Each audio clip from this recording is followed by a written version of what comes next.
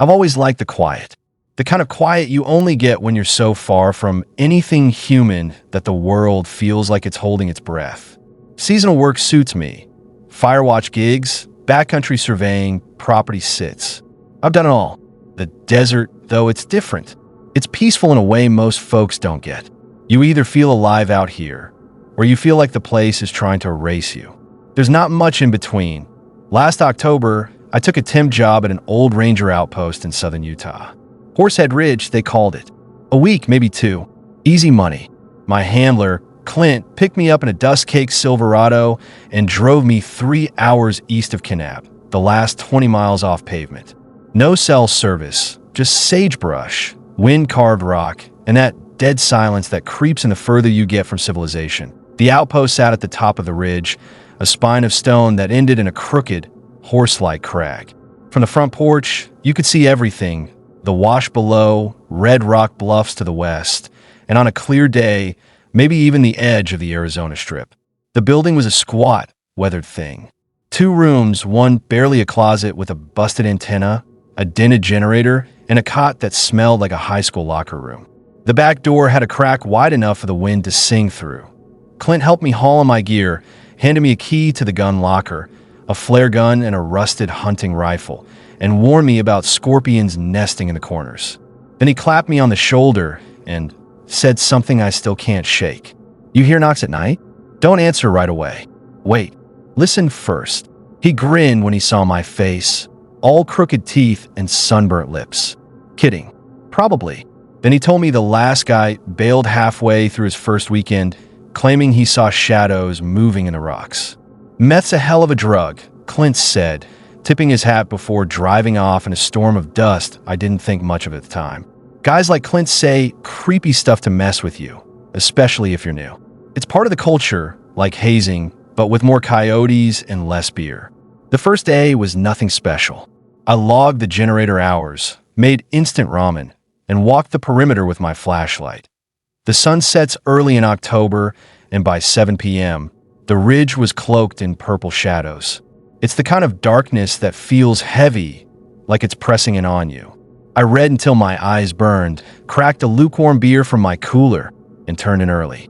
I wasn't scared, just tired. IT was around 9:30 when I noticed it. I'd stepped outside to take a leak and cool off. The wind was dead still. No rustling, no coyotes, nothing. And that's when I saw the stones. About 20 feet from the porch steps, a small cairn. 5 flat river stones, balanced perfectly on top of each other. IT hadn't been there earlier. I'm not some city kid. I scanned my surroundings. There wasn't a pile of rocks when I did my walkabout before dinner. I walked over to it. The stones looked normal, just river rocks, but the balance was too perfect, like someone had spent hours making sure they wouldn't fall. Could have been a leftover marker from Clint or the last guy. Or maybe it had been knocked down and rebuilt. Except wind doesn't work like that. I almost knocked it over, but something in my gut said to leave it. So I did. I went back inside, locked both doors, and settled into the cot, my pocket knife under my pillow like always that I didn't sleep well. The wind picked up after midnight, whistling through that crack in the back door. It sounded like breathing, ragged, nasal, too close. I got up around 1 a.m. and stuffed a towel in the gap to muffle it. That helped for a while. The rest of the night was uneventful, but when I woke just before dawn, I could smell dust in the air. Not normal dust, something metallic like wet pennies and dry blood. I brushed it off. First night nerves, sleep deprivation, maybe Clint's stupid "don't answer the knocks" joke messing with me. I got dressed, made instant coffee, and stepped outside to greet the sunrise. The rock pile was gone. No stones, no tracks, no sign it had ever been there. Just empty dirt and wind that I told myself I wasn't going to let it get to me. Maybe Clint came back and moved it as a joke. Maybe I'd misremembered where it was. I logged the missing stones in the Ranger notebook. Not because I thought it mattered, but because writing it down made it feel real, like I wasn't imagining things. The day was quiet.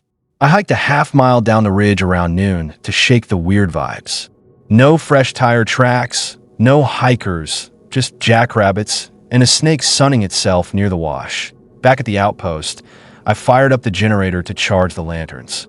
The fuel read low, even though I'd only run it twice. I chalked it up to a leak or old equipment.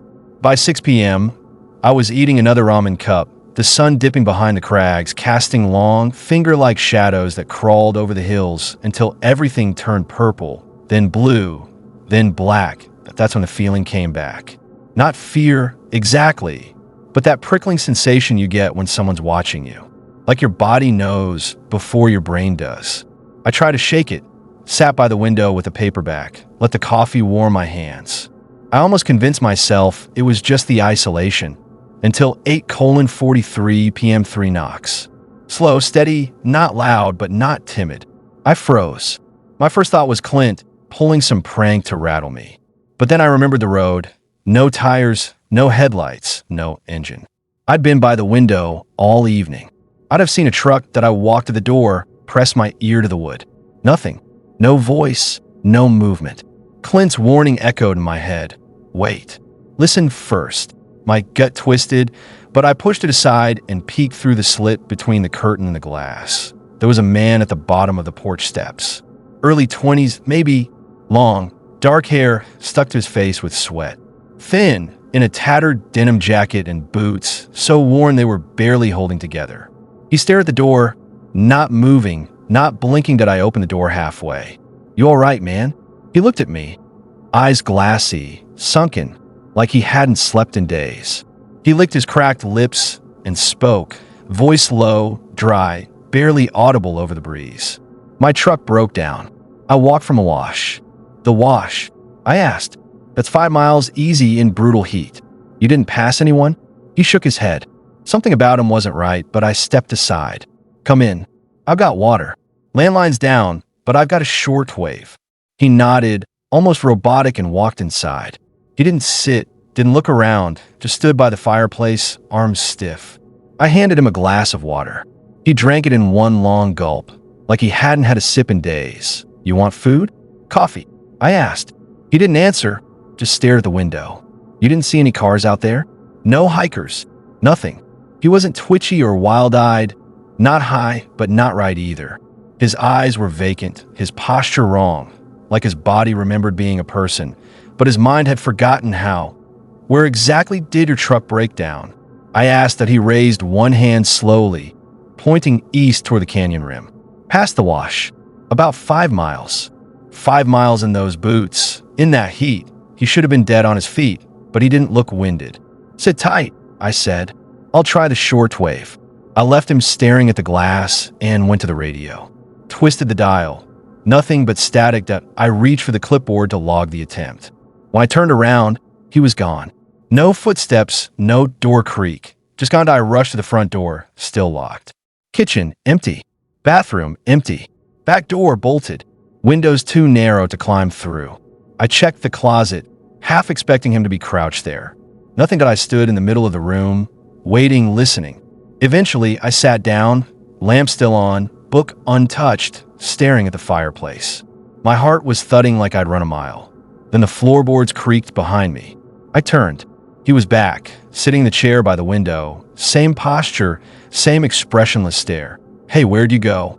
I asked, voice shaking. He didn't look at me. "Did you find your truck? Did someone come get you?" Nothing. Then he spoke, 3 words, quiet, measured like he'd rehearsed them. "There are others." "What others?" I asked, but he didn't respond. The room felt colder, the shadows heavier. My skin prickled, sweat building under my clothes. "Are you hurt?" I kept my distance. He blinked slowly, then turned to me for the first time since reappearing. His lips barely moved. They walked too. The light flickered once, then everything went black.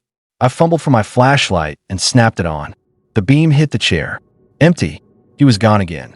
That was the first time I felt real fear. I checked the back door, still bolted. Walked the outpost with a flashlight. Every corner, every creak, every room, empty. But outside in the dirt, I found them. Footprints. Bare, human, deep in the dust, circling the outpost in wide loops. Long, narrow feet, toes spread like hands. Dozens of them. Not mine. That I didn't sleep that night. I sat with my back to the closet door, the hunting rifle in my lap. It felt useless, but it was something to grip, something real in a place slipping away from reason. I didn't try the radio again. I didn't believe help would come anymore. Whatever was out there felt old, older than roads, older than the people who mapped them. Just after 4 a.m., the short wave crackled on its own. Not static, a voice. Faint, warped, like it was buried under sand and time. It walked too far. I stared at the receiver, frozen. The voice came again, lower, more distorted. Doesn't remember what it was. Then silence. No click, no fade, just gone. The front door creaked open. Not slamming, just slow, deliberate. I hadn't locked it. After everything, I'd forgotten to lock the damn door. The air turned cold. Not desert night cold, but bone-deep winter cold that I crept in the main room. He was back, standing in the open doorway. Same torn denim jacket, same boots, same dark hair, now damp. His back was to me, arms slack. The porch light flickered, casting his shadow long and distorted across the floor, like it didn't belong to him. I raised a rifle, arms trembling. He spoke, but his voice wasn't his. Two voices at once. One low, rasping, like a dying animal. The other high, childlike, too high. I need help.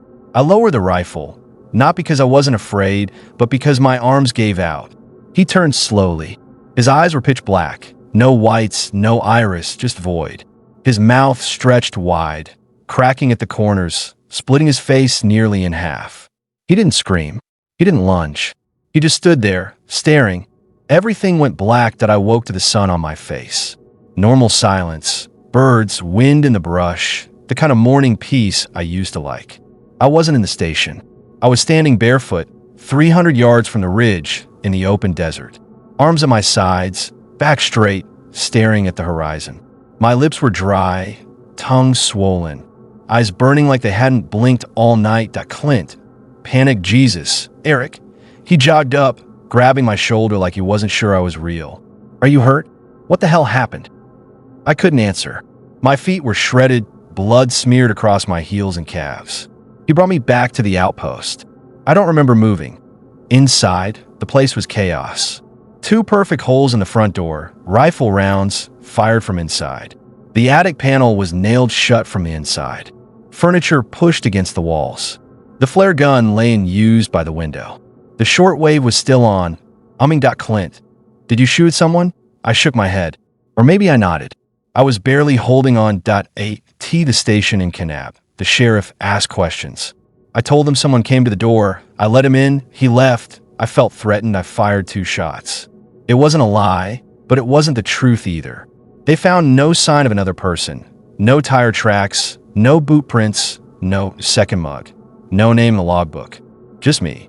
They kept me 2 nights in the clinic, gave me fluids, said I'd had a stress-induced dissociative event. That being alone out there can do that to people. When I finally spoke to Clint, I asked one thing. Eric, you ever see anything up there? Clint, there's a reason we stopped using that post. It wasn't the lightning strike. A month later, I left Utah, moved north, changed my number, no more solo gigs. I tried to forget, but sometimes driving through empty country when the light hits just right, I'll see someone on the horizon. Back turned, head tilted, waiting. The desert smell hits me, dust, copper, something older, something that doesn't belong in this world that I don't know what I saw on Horsehead Ridge. I don't know if it was ever human, but I know this, whatever it was, it walked too far, and it brought something back with it. Something that's still out there, circling, waiting for someone else to answer the knocks. What haunts me isn't just the thing I saw. It's the part of me that wanted to open the door again, to see what it would say next, to know what it was. I could have stayed. I could have followed it into the desert. And some nights when the wind sounds like breathing, I wonder if I should have.